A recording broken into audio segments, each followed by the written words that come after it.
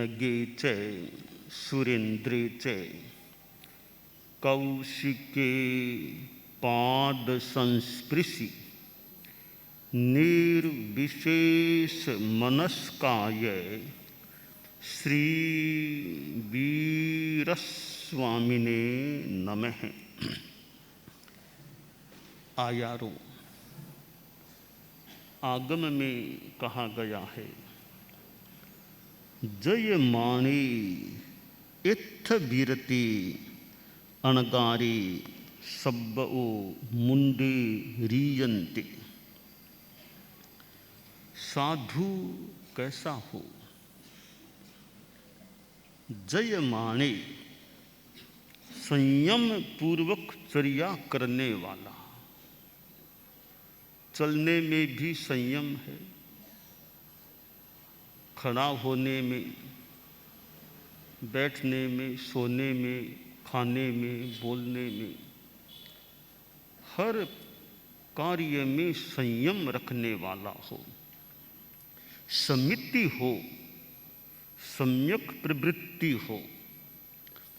जिस प्रवृत्ति के साथ संयम जुड़ जाता है वह प्रवृत्ति समिति बन सकती है, और जहाँ संयम नहीं है वह प्रवृत्ति हो सकती है, अथवा उसको दुष्प्रवृत्ति की कोटि में रखा जा सकता है। उसे समिति कहना ठीक नहीं लग रहा है, सत प्रवृत्ति कहना भी ठीक नहीं लग रहा है। प्रवृत्ति है, उसके साथ संयम का भाव जुड़ गया है तो सत प्रवृत्ति, और प्रमाद जुड़ गया है, मोह जुड़ गया है तो दुष्प्रवृत्ति हो गई। उजला ने मेला कया जोग, मोह करम संजोग विजोग।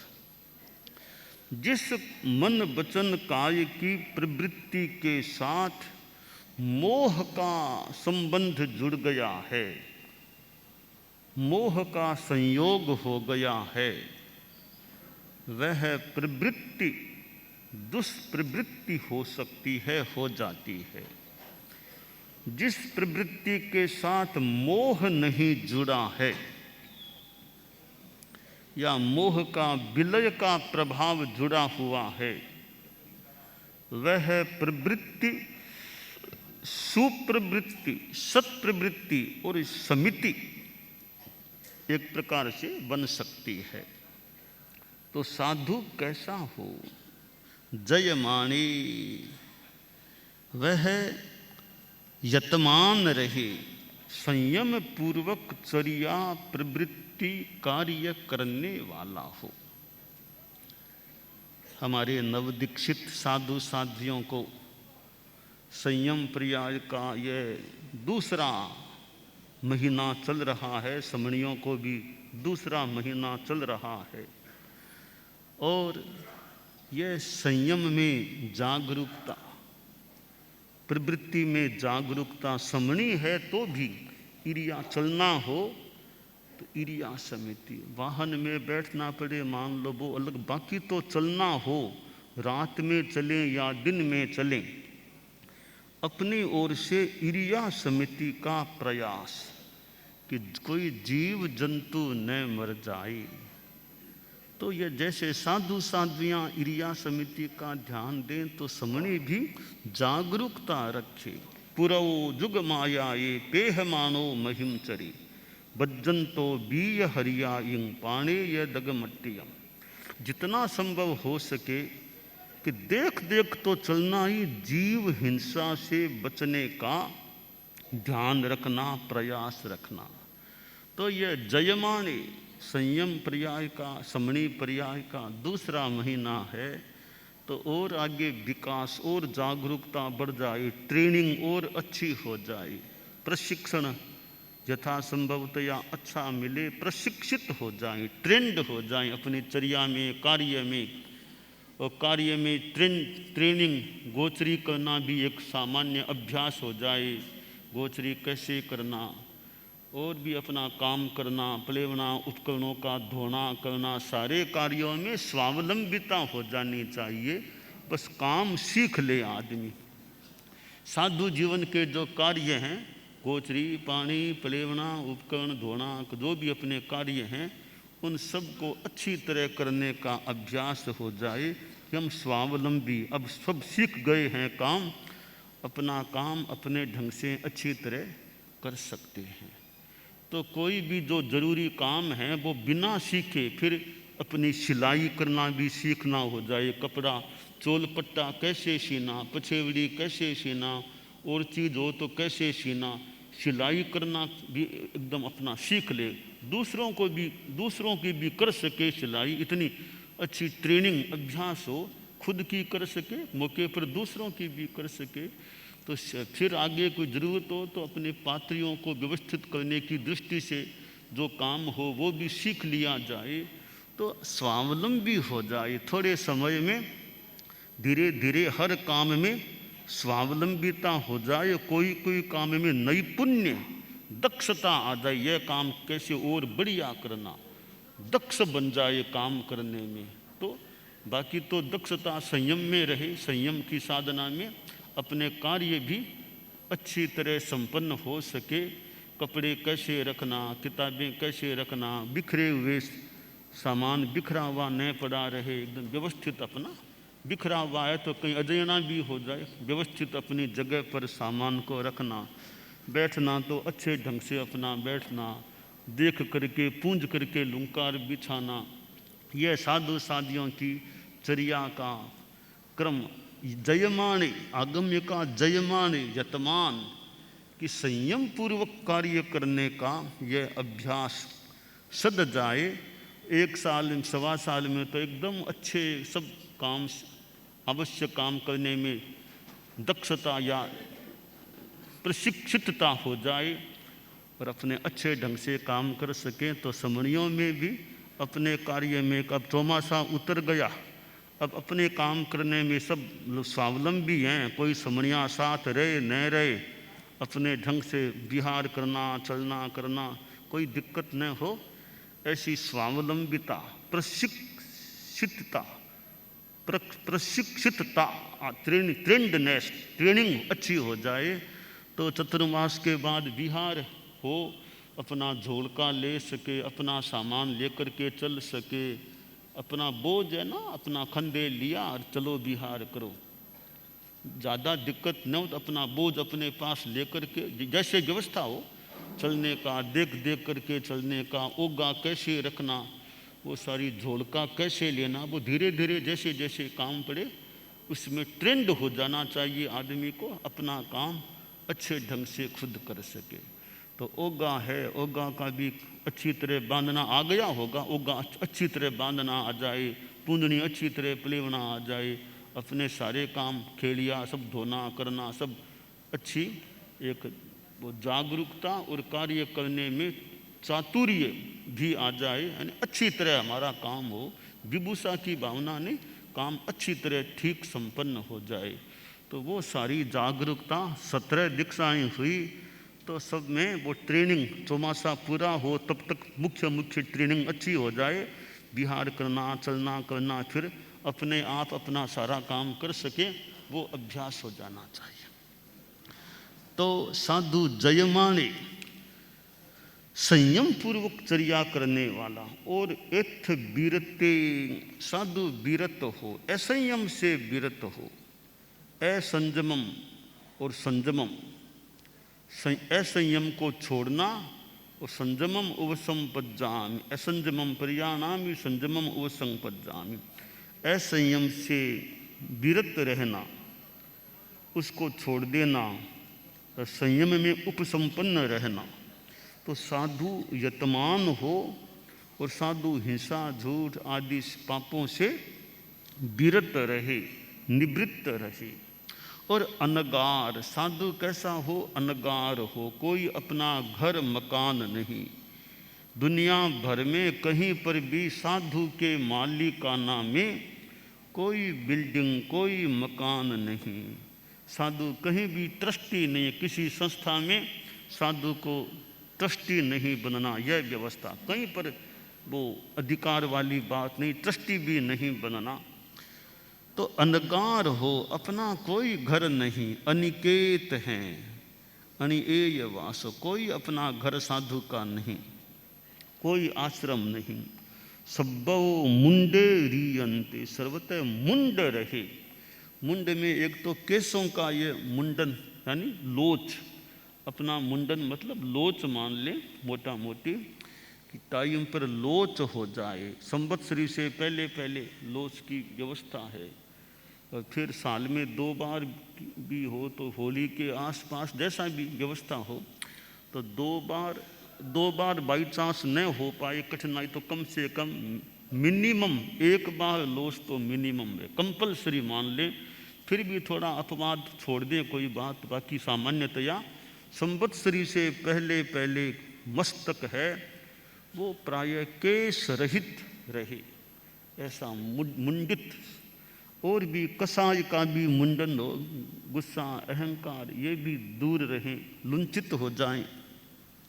तो यह साधु का जीवन बड़ा एक महत्वपूर्ण होता है कि जहाँ संयम है, विरक्ति है, अनगारत्व है और मुंडता है, मुंडित है, बाल से भी रहित हो जाना और कसायों से भी रहित रहने का प्रयास रखना। तो ऐसी साधुचर्या जहाँ होती है वहाँ वह साधक ऊर्ध्वारोहण कर सकता है, आगे बढ़ सकता है। भगवान महावीर थे, उन्होंने भी अपना मुंडन कर लिया, लुंचन कर लिया और साधना में लग गए, और 12.5 लगभग वर्षों तक विशेष साधना, फिर केवल ज्ञान की प्राप्ति, और फिर केवल ज्ञानी के रूप में करीब 30 वर्षों तक केवल ज्ञानी या तीर्थंकर के रूप में रहे। तो आखिर कार्तिक महीना आ गया तो प्रभु परिनिर्वाण को भी प्राप्त हो गए। तो उनमें तो दीप क्या, सूर्य उदय हो गया था। दीप तो छोटी बात है, भगवान महावीर में तो सूर्य उदित हो, केवल ज्ञान का सूर्य उग गया था। और वह सूर्य जो हमारे सामने, दुनिया के सामने था, मनुष्यों के बीच में वो सूर्य था, मनुष्यों के सामने था। फिर इस कार्तिक जो अमावस्या आई वो सूर्य भी अदृश्य हो गया। सूर्य तो रहता है पर अदृश्य हो जाता है। कि यहाँ सूर्य है वो कोई ख़त्म नहीं होता है, वो महाविदेह में चले जाए अदृश्य हो गया, पर सूर्य कोई ख़त्म नहीं होता है। वो यहाँ नहीं तो वहाँ प्रकाश, वहाँ नहीं तो यहाँ, कहीं न कहीं रहता है। हमारे सामने नहीं रहा तो हमारे लिए तो वह अदृश्य हो गया, पर कहीं तो वह दृश्य भी हो ही सकता है, हो सकता है। तो यह सूर्य उगा था, परंतु सूर्य उगाना तो बड़ी बात है, दिया जलाना थोड़ी आसान बात होती है। कि सूर्य नहीं तो दिया जला ले, सूर्य है तो दिए की भी क्या ज़रूरत है। सूर्य नहीं है आसपास या सामने नहीं, दृश्य नहीं, सूर्य प्रकाश नहीं है, सूर्य का आलोक नहीं है, तो यत्किंचित उसकी पूर्ति वो दीपक करने का प्रयास करते हैं। कि आचार्य भी एक प्रकार से दीपक है। कि तीर्थंकर रूपी सूर्य मान लो नहीं है तो आचार्य दिए के रूप में प्रकाश कर दे। दीप सम सत दीप दीपन के लिए प्रख्यात हैं। कि आचार्य दीप हैं, दीप समा आयरिया। आचार्य दीप को यूँ मान लें भी तीर्थंकर जब नहीं हो तो वो सूर्य नहीं है तो कम से कम दिए जितना प्रकाश तो करने का प्रयास करें।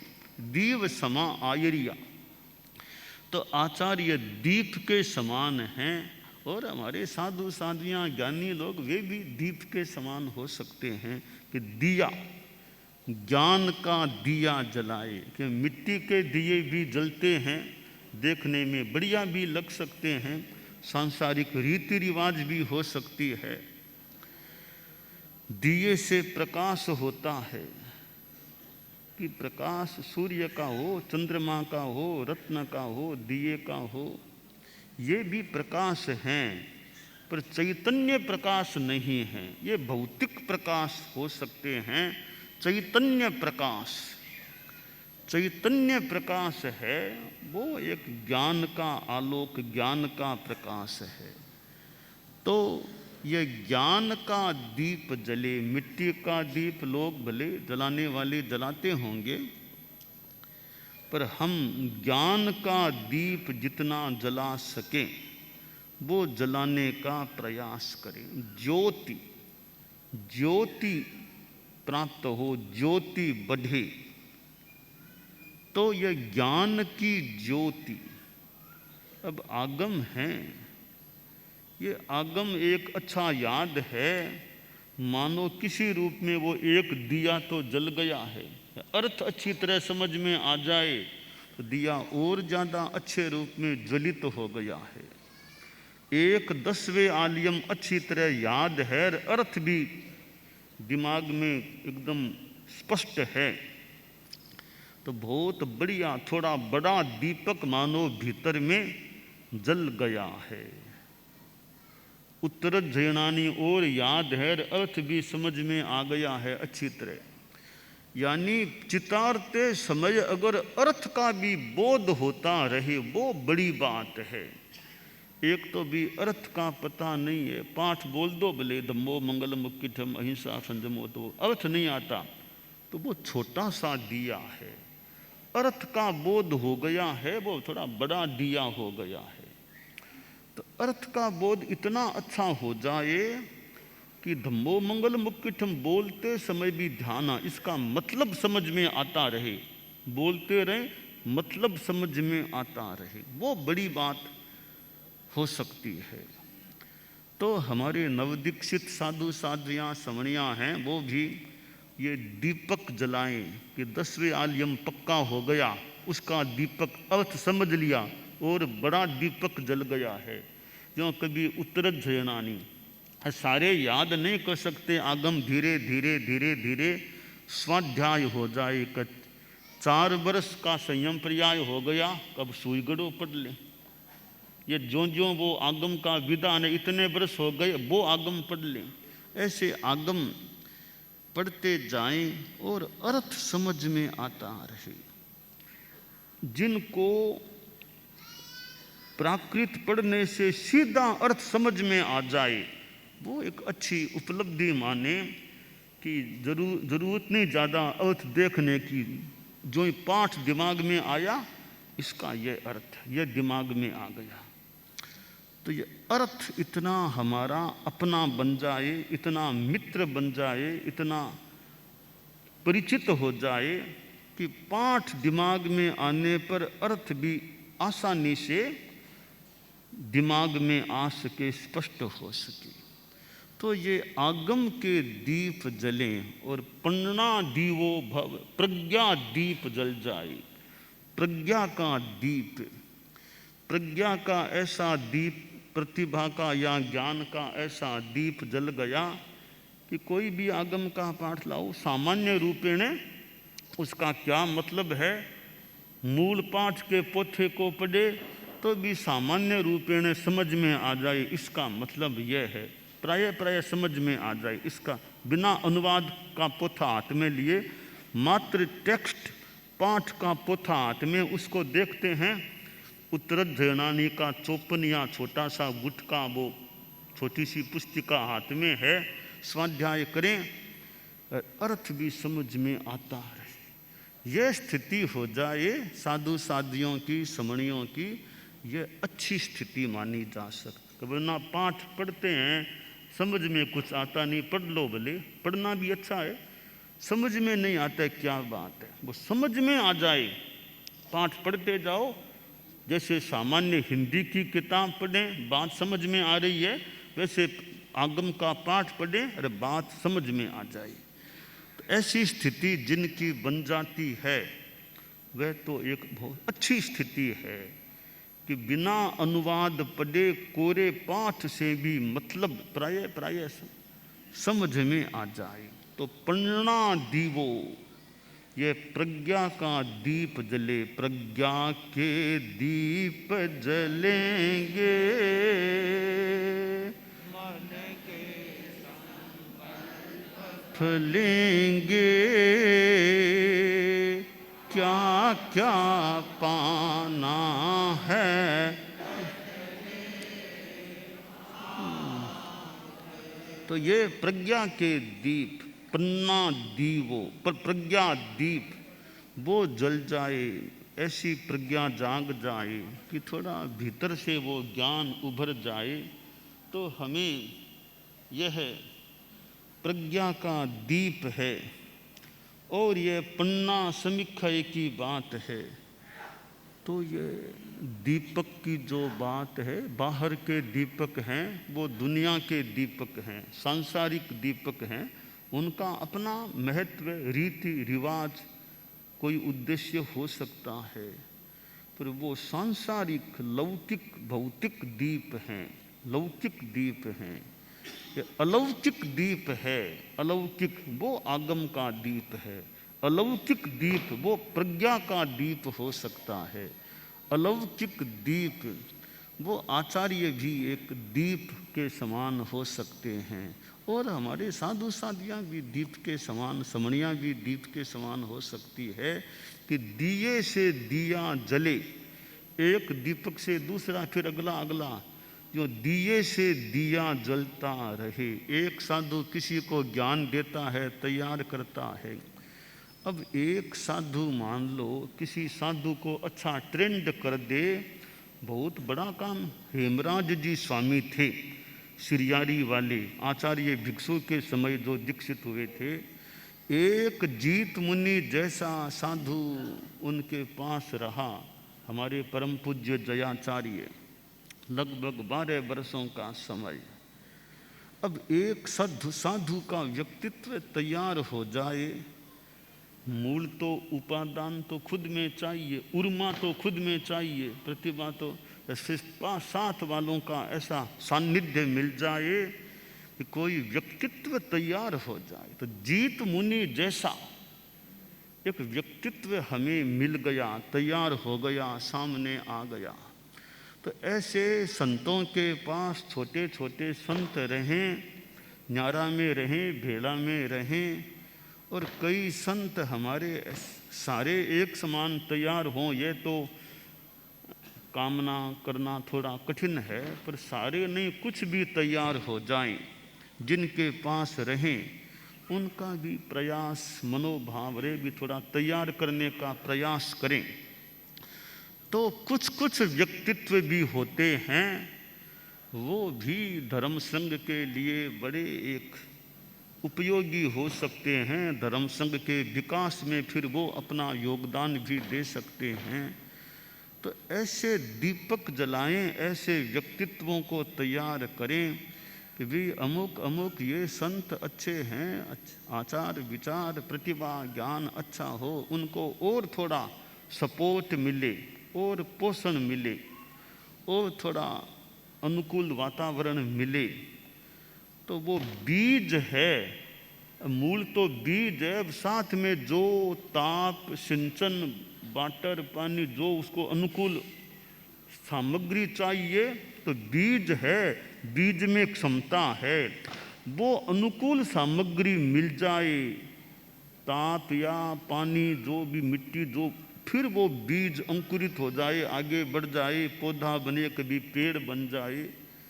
तो इसी प्रकार एक साधु में वो बीज तो है, क्षमता है, अब थोड़ा उसका सिंचन है, एक ताप है, एक और है, वो सामग्री अनुकूल मिल जाए, तो वो आगे जाकर एक, जैसे जयाचार्य एक व्यक्तित्व के रूप में सामने आए थे, ऐसे छोटा छोटा साधु हो और ऐसे तैयार हो जाए।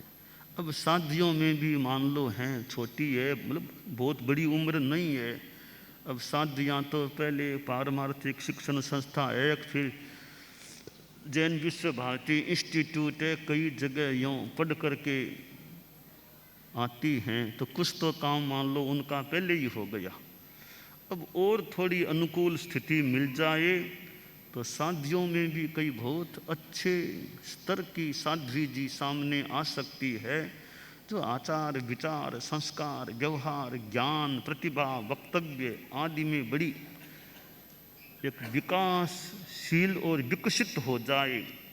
तो साध्वी समुदाय में भी इतनी 550 से ज़्यादा जहाँ साध्वियाँ है, कोई सारी साध्वियाँ एक समान हो ये नहीं भी हो, पर कोई कुछ साध्वियाँ इतनी विकसित हो जाए प्रशिक्षित हो जाएं, उनको थोड़ा अनुकूल एक सुविधा सामग्री मिल जाए तो साध्वियों में भी अच्छे व्यक्तित्व हमारी अच्छी जो साध्वी जी हैं काम करने वाली चिंतनशील आचार विचार संस्कार इनमें भी अच्छी हैं, रीति रिवाज को जानने वाली है समझदार है प्रबुद्ध है विवेकशील है। ऐसी साध्वियों का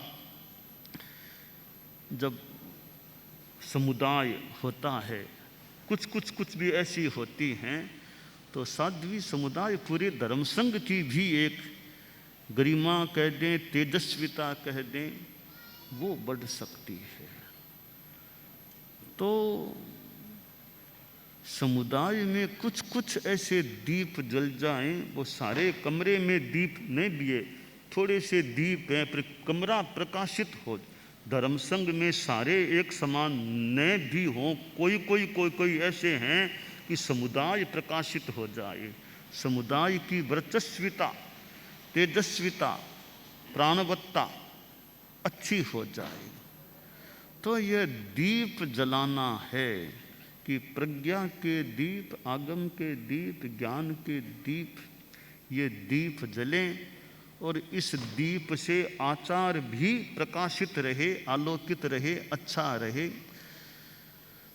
तो यह दीप जलाने की बात हमारे लिए महत्वपूर्ण हो सकती है। कितने संत हमारे अच्छे तैयार हुए हैं, अतीत में देखें कुछ वर्तमान में भी देखें कि कई संत जो अपने अपने ढंग से तैयार हुए हैं। साध्वियों में देखें कई तो पुरानी साध्वियाँ हैं जो नामी साध्वियाँ अमुक अमुक तो कुछ नाम वर्षों से आते वो साध्वी जी तो वो पुरानी हो गई पुराने समय की साध्वी जी। अब नए समय की साध्वी जी हैं, उन साध्वियों में भी कोई ऐसी बात कई नाम हम लिखना शुरू करें गिनना शुरू करें भी अमुक क्षेत्र में ये साध्वी जी काफ़ी योग्य लग रहे हैं अमुक क्षेत्र में ये योग्य लग रहे हैं।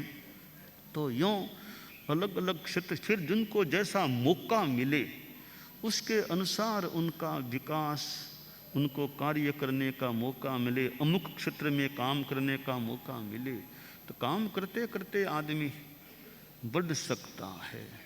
तो संतों में भले हम गुरुकुलवास में देखें कि थोड़ा काम करने का मौका मिले तो काम करते करते अच्छे संस्कार और काम करने का मौका मिले अच्छा एक कार्य करने वाला साधु सामने हो सकता है, कर्मठ साधु सामने हो नज़र नहीं लगनी चाहिए। फिर ऐसे कर्मठ साधुओं भी कोई समस्या कोई स्थिति कुछ भी है घबराएं नहीं डरे नहीं शांति रखें विवेक से काम करें।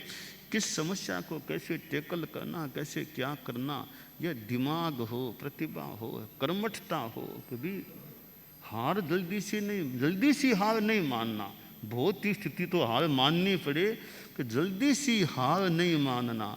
कोई भी चुनौती स्थिति आ गई है शांति से सोचें कैसे इसका हल कैसे ठीक रास्ता बने।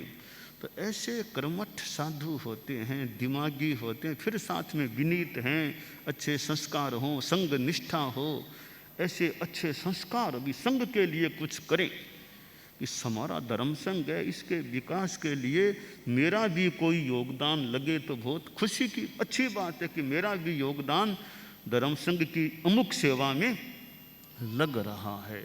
तो कर्मठता हो तो ऐसा नहीं टाइम है तो नींद भी छोड़नी पड़े तो नींद भी अभी छोड़ देंगे आर छोड़ देंगे। यह विशेष स्थिति काम सामने आ गया है इसको पहले संपन्न करना जरूरी है।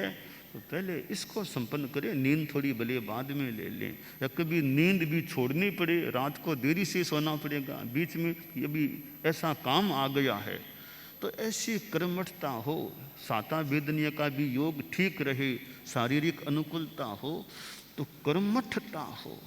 तो हमारे ऐसे गुरुकुलवास में भी कई संत हैं जिनमें अच्छी कर्मठता और खूब अच्छी रहे, नज़र उनको न लगे कि कोई भी चुनौती स्थिति समस्या आ जाए, न तो हमें आवेश करना न गुस्सा करना, पर संघ की सेवा, हमारे संघ का विकास, आध्यात्मिक विकास, उसके लिए क्या कैसे करना।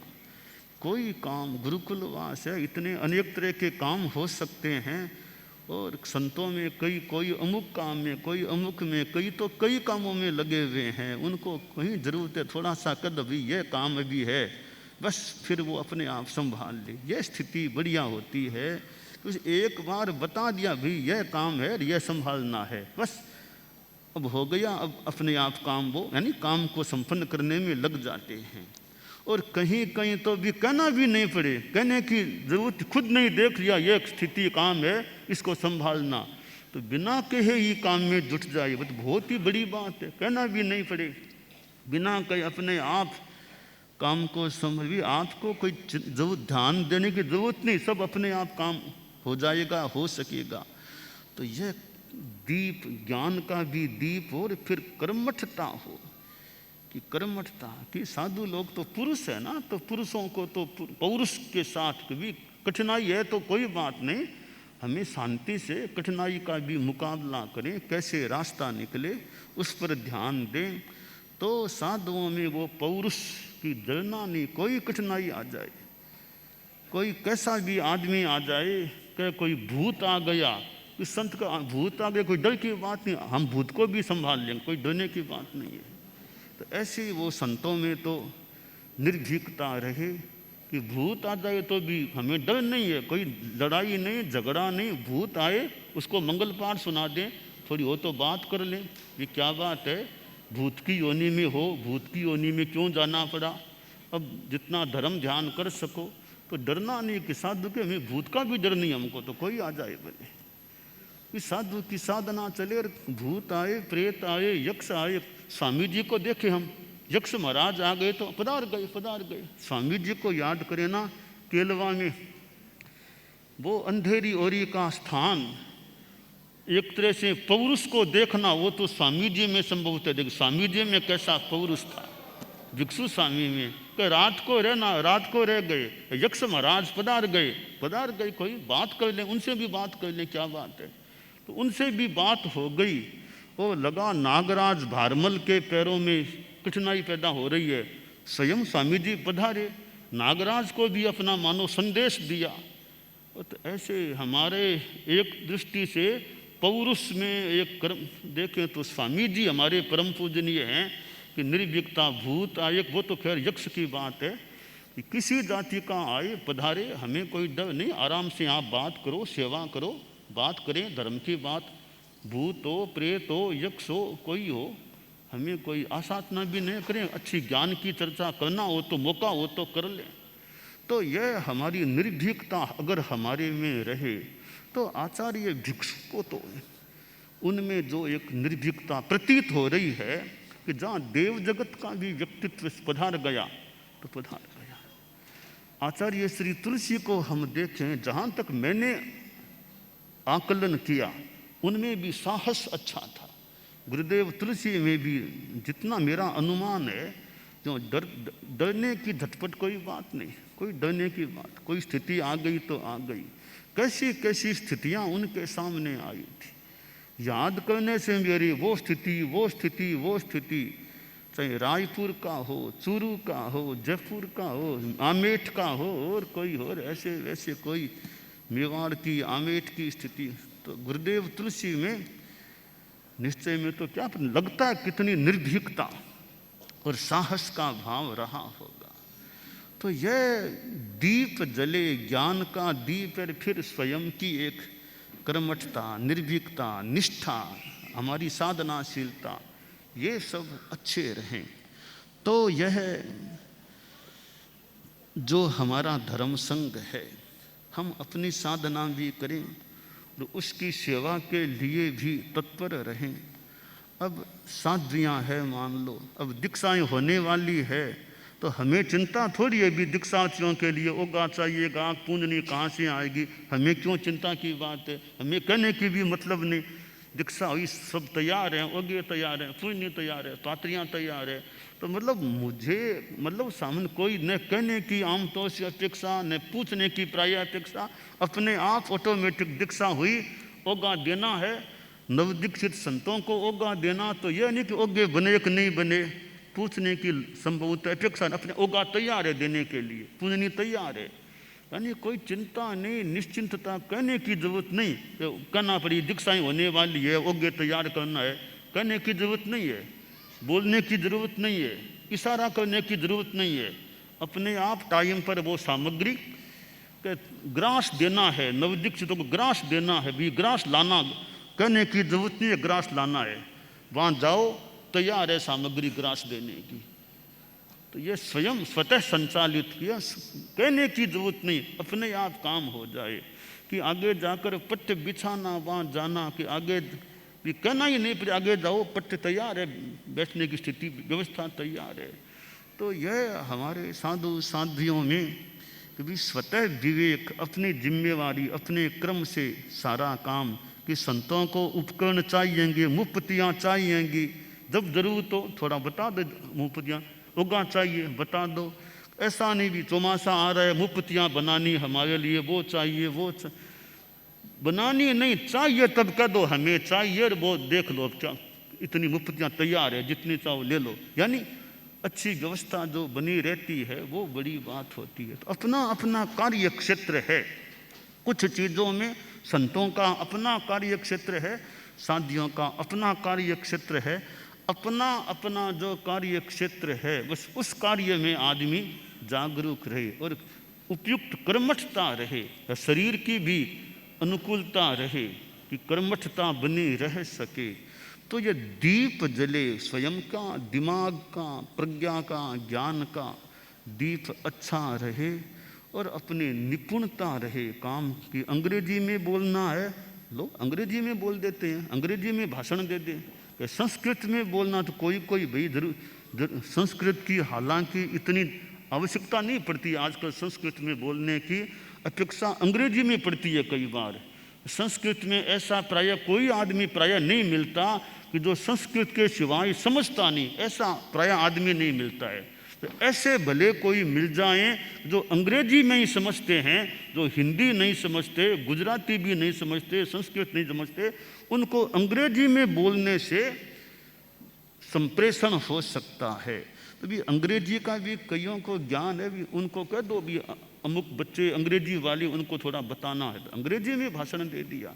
कोई आ गया बात करना, भाई इनसे आधा घंटा बात करो, अंग्रेजी में बात कर लो। तो ये हमारी अपने अपने क्षेत्र की निपुणता रहे। हमारे बहिर्विहार में भी मान लो साधु साध्वियाँ हैं, अब शरीर की अनुकूलता है, भी अमुक क्षेत्रों को अभी संभालना है, तो साधु संत अभी अमुक चले जा सकते हैं, बिहार उधर कर देंगे, वो रास्ता चक्कर का ले लें, क्षेत्रों को संभाल लें।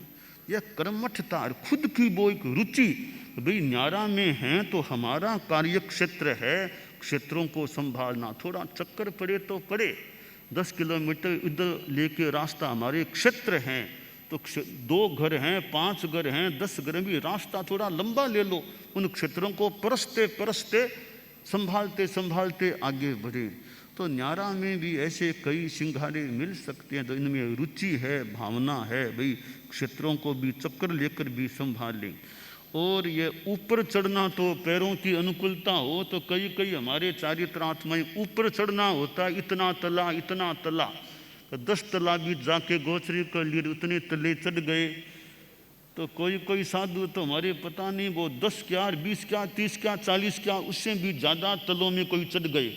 ऐसे साधियों का मुझे इतना पता नहीं है, तो फिर भी कोई हो सकते हैं, कोई अनुकूल अवस्था है, पैर ठीक हैं, परंतु स्वास्थ्य का भी ध्यान रखना। ऐसा नहीं कि पैरों में दर्द हो जाए, ऐसा नहीं आगे चलना बंद, तो विवेक रखना चाहिए कितना ऊंचा चढ़े।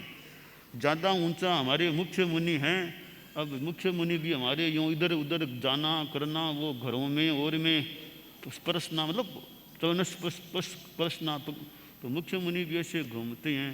तब कहीं ऊपर वो अपना भी कितना तला चढ़ना, अब क्योंकि मुख्य मुनि तो एक ही है ना, संतों में तो और मुख्य मुनि तो एक ही रह गए ना, तो अकेलों को कितना कितना घूमना चढ़ना। तो वो भी अब यात्रा में और में जगह जगह घरों में जाना होता है, तभी तो मुख्य मुनि तो हमारे एक ही है, अकेलों को तो कहाँ कहाँ जाएं। तो जितना अनुकूलता हो वैसे कितना ऊंचा चढ़ना करना, वैसे सक्षमता रहनी चाहिए। चढ़ना हो तो 10-15 तले भी चढ़ जाएं, जरूरत हो 15 भी चढ़ जाएं, कोई बात नहीं, जरूरत हो तो ऊंचा चढ़ जाएं।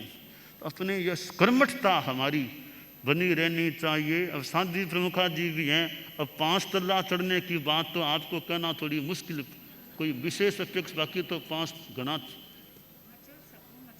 हाँ चढ़ते नहीं हैं, हाँ हाँ ध्यान रखना फिर। साध्वी वरिया भी चढ़ते होंगे। अच्छा, फिर हमारे यहाँ की जरूरत हो तो 10 तले भी चढ़ सकती हूँ अभी तक में, तो प्राय चढ़ते इतने नहीं हैं, पर जरूरत हो तो चढ़ सकते हैं। हाँ क्षमता रहनी चाहिए, बाकी ज़्यादा जरूरी नहीं तो क्यों पैरों को तकलीफ दें।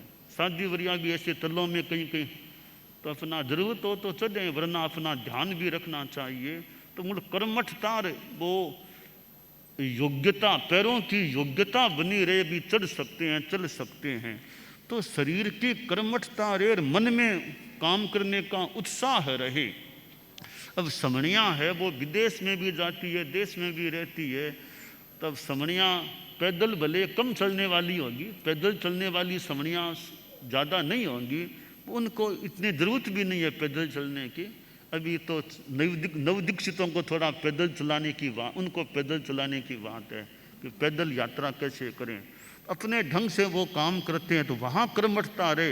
ये कार्यक्रम करना है तो 1 प्रोग्राम 2 प्रोग्राम क्लास लेनी है, वो करना है, वो करना है, ध्यान कराना है, उन कार्यों में। अब 4 समणियाँ तो छोटी छोटी आज विदेश में, अमेरिका में हैं, ह्यूस्टन में है, न्यू जर्सी में है, 4 2-2 समणियाँ 4 हैं।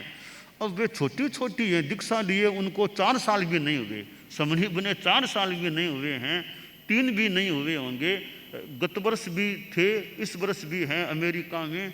तो छोटी छोटी ये समणियाँ हैं, दीक्षा समणी बने भी पूरा ज़्यादा समय नहीं हुआ, 4 साल भी नहीं हुए, तो वे अपने ढंग से काम करें। और भी समणियाँ है, कोई जैन विश्व भारती इंस्टीट्यूट में पढ़ाने वाले और लाडनों में रहने वाले, जिसका जो कार्य क्षेत्र है उसमें आदमी अच्छा कार्य करता रहे, अपनी कर्मठता रखे, स्वास्थ्य का भी ध्यान रखे, तो ऐसा हमारा क्रम रहे।